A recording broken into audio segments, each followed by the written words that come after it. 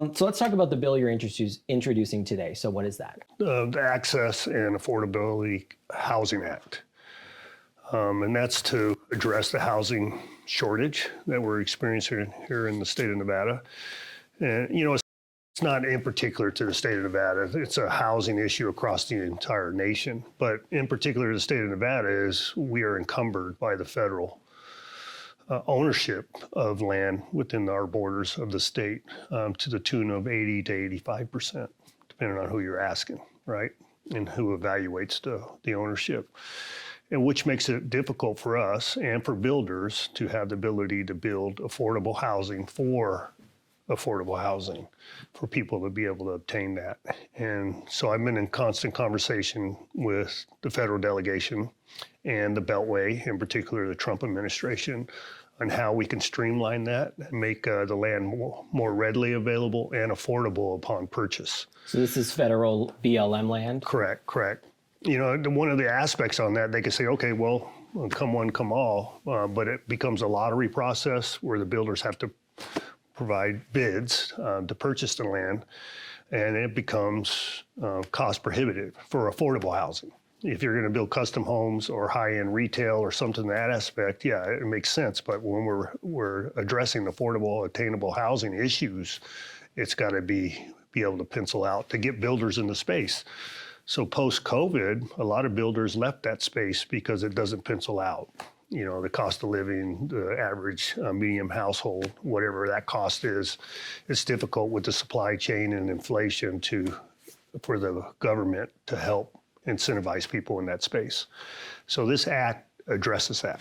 One is separate of that was the conversations with the federal government on attaining land.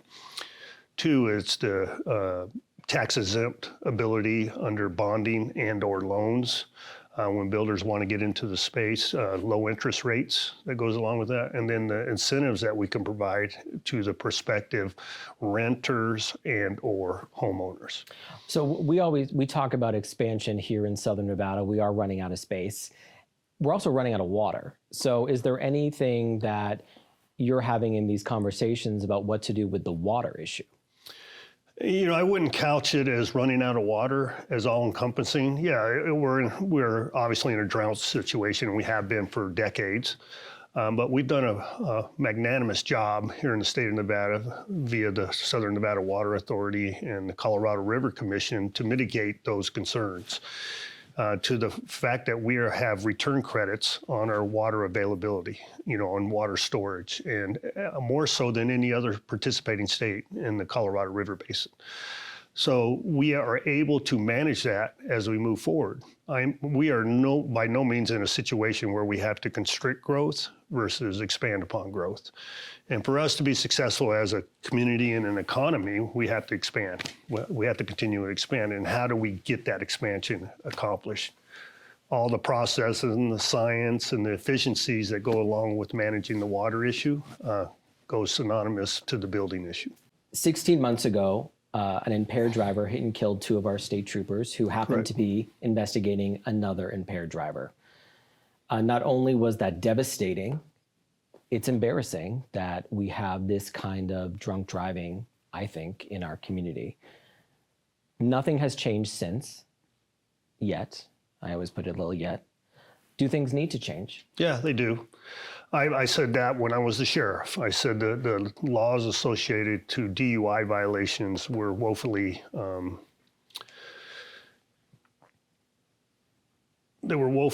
sufficient.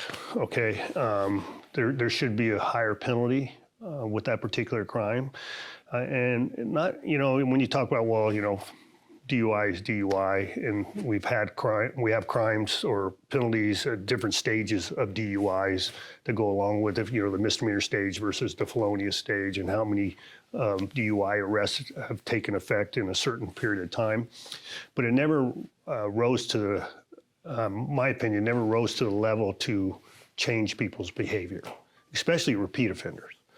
So as part of my Criminal Justice Act or Criminal Prevention Act, Safe Neighborhoods Act that we're bringing forward is one of my key pieces of legislation. In particular, DUI, there's a request to elevate fatal accident DUI with implied intent, another implied malice. So murder. In other words, like you got involuntary manslaughter and you actually got murder. So this is second-degree murder with implied malice. In other words, you knew you were drunk, you made the decision to get into a car, and as a result of your actions, there was a death that occurred. So the courts have struck that down before, but you're saying let's put it in law. Let's do it again. Let's put it in law again. And then on top of that, you have individuals that are currently under court-ordered counseling or treatment or time served or whatever. A court-directed, neighborhood program, treatment programs. No, not more than that, but even community benefit programs. Okay, and then you get another DUI. So there should be an increase upon the penalties associated with that. And then in particular, the marijuana, there's got to be a presumptive level of determining what is considered impaired and what is not considered impaired. It's been ambiguous in the court. So it's different than alcohol versus marijuana. Right. So.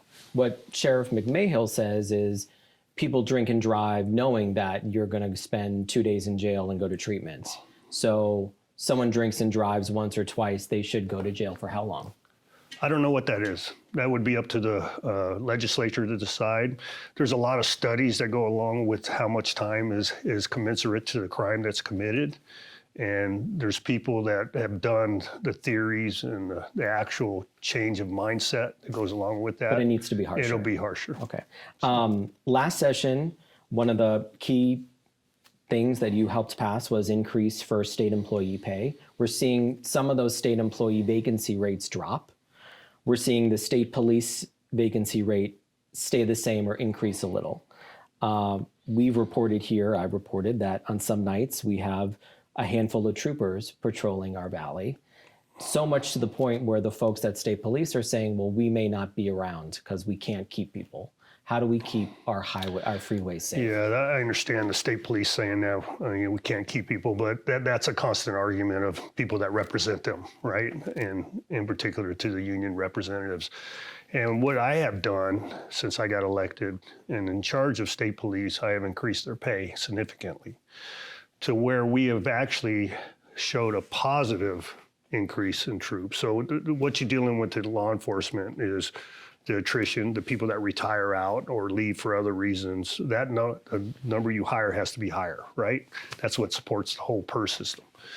And since 2017, this is the first time we've ever had a positive attrition versus hiring percentage or ratio to the tune of 4%. So yeah, that doesn't sound like a lot, but it's a difference. It's a difference. It's a change, and we're increasing that. And this is not particular to the state of Nevada. So if you look across the entire Western United States, all the state police are having problems with hiring.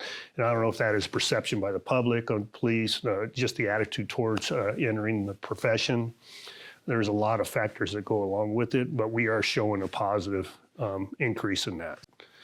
And it isn't as simple, like I said, I want to make sure your listeners are aware of this. It's not as simple as increasing pay, all right? So you don't think there's going to be pay increases this session? Probably not, across the board for the entire state, because we're in a reclassification mode to where we're defining a better wage associated with whatever particular position it would be. And that's a comprehensive report that's going to take place. People will receive their traditional merit-based increases, but we need to figure that out as we go forward. You have said you won't sign a budget that doesn't include school choice. So what does that look like? What's an acceptable? Well, school choice is all-encompassing. It's charter schools, it's different education opportunities, it's open zoning, the ability to receive transportation to go to a different school versus the traditional place where you reside. What is considered a Title I school, and are you able? School choice is putting funding into a Title I school to increase the curriculum or the teacher ratios that go along with it. In particular, the state of Nevada, we have opportunity scholarships where there are tax-exempt scholarships that federal corporations or businesses or anybody altruistic reasons want to come in and help education, and kids can take advantage of that to go to a private school outside of the traditional school environment. So what does that look like? An increase in all of that. What we discussed, an increase in the number of charter schools that are available within all the participating jurisdictions, and who manages those charter schools. Do the municipalities do it, or does the state do it?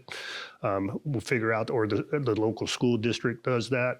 And then the ability to have total open zoning, void of zip code where you're required to go to that school. But that still requires space, all right? And then transportation across the board increases upon childcare, pre-K.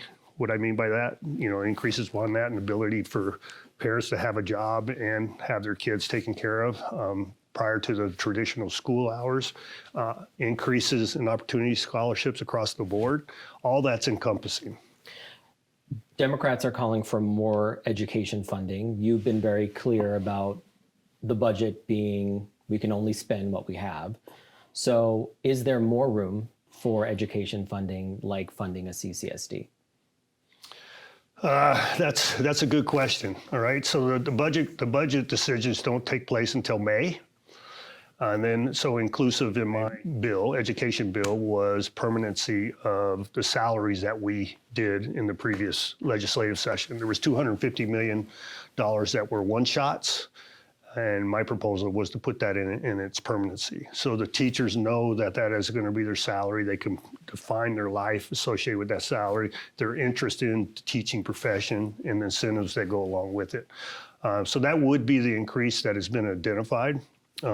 Opportunity scholarship tax credits would be an additional increase that has been identified. And beyond that, I couldn't see an avenue of funds that we would traditionally draw from as far as one-shots being available. Sticking on the budget, there is concern that we could see some big federal cuts, particularly when it comes to how our state pays for Medicaid. Republicans say, well, we don't really know where the cuts are going to come from. We don't know if it's going to be Medicaid. The president himself has said, we're not going to touch Medicaid. Senator Cortez Masto was here a week ago and said it's going to be Medicaid. They're saying it without saying it. Are you concerned that that's down the line? Well, of course I would be concerned. We have 800,000 lives in the state of Nevada involved in that system, inclusive of Medicaid and Medicare.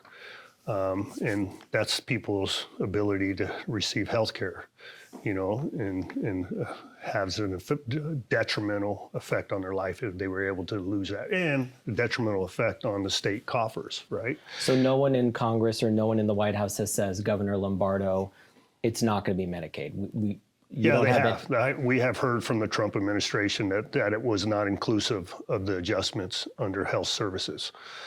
Now, but that's not been codified by law or a decision by the Congress. And we have to wait for that process to take place.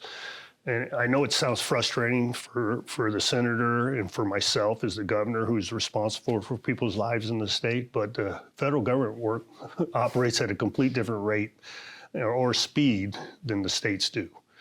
And so we have to wait and see. So, I'm not avoiding the question. Right, no, I don't think we're putting plans in place to adjust for it, and just in case of, and we've been public about that. We've presented that to the legislature, and then we'll see how that takes place. So the legislature will go through the normal legislative process, and May and the beginning of June is busy. Everything ends. Then they come and Congress does their thing in September. Would we come back and have a special session? Well, as something at that magnitude, we would need to. What would it take for you to sign a movie studio bill? I don't know. And I don't mean to be facetious. I'm not avoiding the question, but right now, and I've said this before, so the previous session, we had just an ancillary introduction of the movie tax credit bill. And what I was presented back then, I couldn't live with. It was too much of a draw or an encumbrance upon the state's general fund in case of times of strife in the economy, or we need to redirect funds for other programs needed. We wouldn't have the ability to draw from those encumbered funds, whether they were used or not. And I couldn't live with that, nor I don't think this taxpayer should live with that. And you have to get past the sensationalism of it, the Hollywood, the celebrity, and everything else. And, if it's presented more as a jobs bill versus a movie tax credit bill, I think it would be better served for our community. So the bills that are out there now, you're not on board with? No, and I've said this publicly as the original presentation took place, and I know they're actively in the middle of amendments. And so I can't really give you an answer or position until I see the amendments. In these last couple of minutes, I want to go back to housing for a second. There was legislation last session about rent control, and there are some more housing bills this time where the lawmakers basically are writing it so you don't veto it. And you don't veto some of these housing bills. Is rent control something that you think Southern Nevada needs when these prices are continuing? No, I know. So you have to remove yourself from short-term reasoning versus long-term reasoning. And my vision of that is long-term. In totality, you could look at the people that are well-versed or educated in this space and in programs that have been done in other states. Rent control, it does not work. It does not work in the long term. It sounds good, it's sensational, and it's fantastic for the people that are receiving rent control in the short term. But in the long term, it's a detriment to the actual edifices provided in the situation that people have put themselves into. And it's a negative expansion. Rent control is a negative expansion. If landlords or owners are aware of their inability to keep up with inflation, they're not going to make a reinvestment, nor are they going to get into space. So in the beginning of this interview, we talked about the vacancy factor in affordable housing and obtainable housing, right? And the need in the state of Nevada. This makes the situation worse. Yeah, it sounds fantastic. It's beneficial in the short term, in the long term, not. But under my housing bill, we have an endowment, $250 million that we're going to put through 6 different programs. And inclusive of that is rental assistance and down payment assistance. So that can help create an environment of short-term benefit that folds into long-term benefit. Tariffs affect a lot of people here in Vegas. We've done reporting the past couple of weeks. LVCVA concerned that some Canadians aren't coming for multiple reasons. What's your response to the tariffs?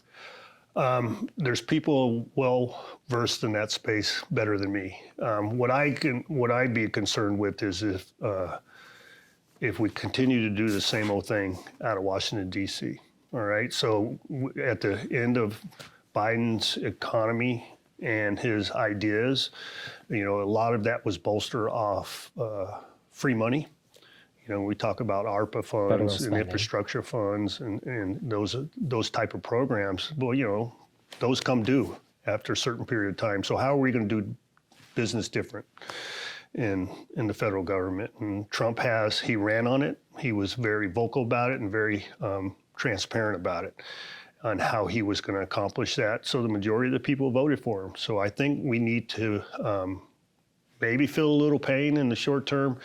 And hopefully in the long term, it's a huge benefit for us. What do you say when... It ends up being what I talked about earlier, Yeah. jobs, right? So we have a couple of huge employers that affect tourism. And whether it's Governor Sisolak or you, our unemployment rate has been about 5% for pretty much a long time, minus the COVID spike. Right. So what can you do as the governor to get that down? We're seeing it go the wrong way, and casinos, just like TV stations, are saying, well, we're getting by, we don't need those people. So what can you do to incentivize jobs? Well, that's a great question, and I love you asked that question because people wonder that, right? And they've used it negatively against me and Steve Sisolak. The unemployment rate hasn't gotten better, all right? But interesting enough, we have the most jobs available, and we've had the highest job increase availability in the nation, under my tenure. But so that doesn't make sense, right? We have the highest job increase, right? And we have the most jobs available, yet we have the highest unemployment because they're not the right jobs. And I got to be frank with you on this, and I understand it. So what I have done as the governor, through the Governor's Office of Economic Development, is to incentivize the right companies to come into the state of Nevada, the jobs that people want, the jobs that pay enough for people to have a quality of life and buy a house and make do for their families. And we're expanding on that footprint. You obviously were the head of Metro. Metro has a stance on working with ICE. That policy changed when you were there as well. What do you think? Well, you had that letter that said you signed on to that letter saying you'll do everything in your power to aid the federal immigration officials. President Trump has been president now again for 2 months. We haven't really seen much happen in Southern Nevada. Nevada law enforcement helping federal law enforcement in terms of immigration looks like what for you? So let me back up on your original statement. It changed under me. So, some people try to use that in the negative and the positive. So we operated under the 287G program. It was a mutual agreement, an MOU that we signed with the ICE officials where we made officers within the jail environment, ICE. task force officers. Right. What had changed under that was, one is I removed the ability to remove people that had traffic warrants. And that was in conversation and meeting with special interests within our community. I thought it was more appropriate to remove that one caveat. But then the federal court, the Ninth Circuit, changed the agreement in the fact that we couldn't use the federal database that determines people status, because it was determined there was flawed information in the database. So subsequently, we had to step away from the use of that database, which was what the task force officer was intended to do in the jail. So it really limited everything. And so what we ended up having to do, instead of having a computer and expedite it, we had to make a phone call, and it became laborious, right? But we still were in the participation of notifying ICE and attempting to remove individuals that had violated the certain criteria provided. And that was put in place prior to me leaving, and then Sheriff McMahill got elected, and he continued the same practice going forward. So there was an expansion by the Trump administration to participate in the field versus the jail in locating, identifying undocumented illegal aliens and removing them from the environment. Now, you can remember a local law enforcement official can't arrest for a federal immigration violation. They have to be an actual task force officer. They can be attached to a task force and assist, but they can't actually book them for that, per se, for that particular charge. So my advice to the Nevada sheriffs and chiefs is those sheriffs are autonomous. They're elected officials, but I would recommend they use a similar policy as Las Vegas Metro did, because we found that to be the most beneficial. So you got rid of the worst. When I say get rid of, you remove the worst of the worst. And I think that Metro's policy aligns with the Lake and Riley Act, which obviously passed when you were already governor. Right. But what we're kind of seeing from police and sheriffs is, well, that's a federal job, and I don't want, this isn't an interview about politics and possible races, but the Attorney General says this is a federal job. Don't focus on federal crime. Do what the law says. I'm not saying this happened, but if the White House calls and says, "Hey, Governor, you were the sheriff. Get all these people on board with helping us out," that you're saying no, they're going to do their job and we're going to do ours by the law. Yeah, because the point, I mean, there's 2 points of context there. One is, you mentioned the Attorney General. His policy, his recommended policy was lack of cooperation with federal agencies. Don't cooperate when asked, and don't cooperate by allowing them access within your facilities. And I don't believe in that. Those are basically quote unquote sanctuary policies, which he said weren't. He said weren't, but he also recommended policy when he was a state senator in that space. All right, so we can have a conflict on that and belief on that, but in totality, he doesn't have the authority to enforce that, and that's why it's a recommended policy. Okay, so that's a clarification, but if Trump says, hey, you need to do more, you need to help us in this space, remember what I always said, you gotta be attached to a federal officer, and it's always been a resource-driven problem, and there isn't enough resources or federal officers located in the state of Nevada to increase upon our effort. Until you get 100% for 100% effort, it's a moot conversation. And what I mean by that is, if you have 100 people in jail and you call on all 100 of them and they only remove, 20% of them, you're fighting a losing battle. So do you think the You're trying to sheriffs, stick your finger in the dike. do you think the sheriffs and the police departments are doing enough when it comes to, hey, we have someone who's undocumented, we're going to alert you, you come get them? Yeah, okay. I think they are doing enough because it has to be an attachment. It has to be an agreement between the federals. But let me clarify this though. I totally respect and I support what Donald Trump's trying to do in the immigration space. One is we're not a border state, right? If there was a request by the federal government with federal reimbursement to send our National Guard down there, I'm more than happy to do that. Okay, but if there's a request for them to come on board and say, hey, we're going to increase the resources, we're going to do the commensurate amount of effort to help them in that endeavor. But in the meantime, they have a priority, right? Calls for service and preventing crime.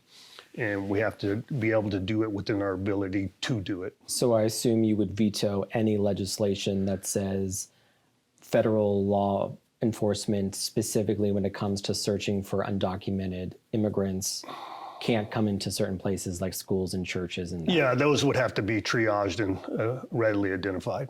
So that's a no for you. That's a no. Yeah. What is it really going to take for more troopers to be on the road? Well, exactly what I said. You got to change your recruiting policies and make sure you get more aggressive. And you have to look at your qualifications needed to get them into the work. But you also have to change the attitude of leadership and the communities in support of those individuals. You have to convince people to want to be part of the profession. And I believe we're doing that. And it's a matter of process. And as the former sheriff, having that handful of troopers on the road, I mean, when you were, this problem has been exacerbated, but when you were the sheriff, were you like, this is bad? Yeah. I mean, but there's programs in place that are very successful programs. I'm sure you're aware of them, like joining forces. Mm-hmm. So if I keep saying it's a resource issue, we'll join forces and make it less of a resource issue. And we do that more often than not.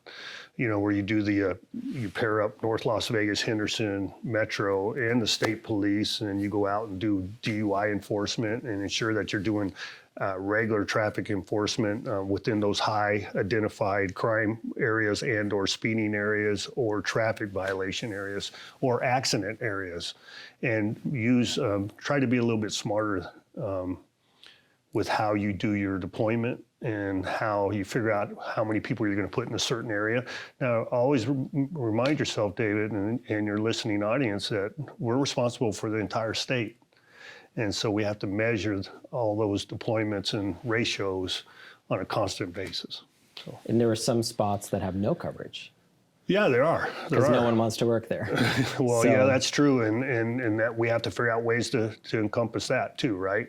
And that's in partnership with the local jurisdictions and how they can fill the void in the time of need. Anything I did not ask you that you wanted to say today? No, I appreciate your interest in the questions that you presented. And, it's unfortunate because a lot of your, and it's no fault to anybody, but there's an unknown associated with the state legislature, what exactly takes place and how the laws are developed. And these type of interviews are very beneficial to the general public in understanding how important their vote is. Right, and the ability to reach out to their representatives and make their opinion heard. So, well, we'd love to have you back. Yeah, absolutely.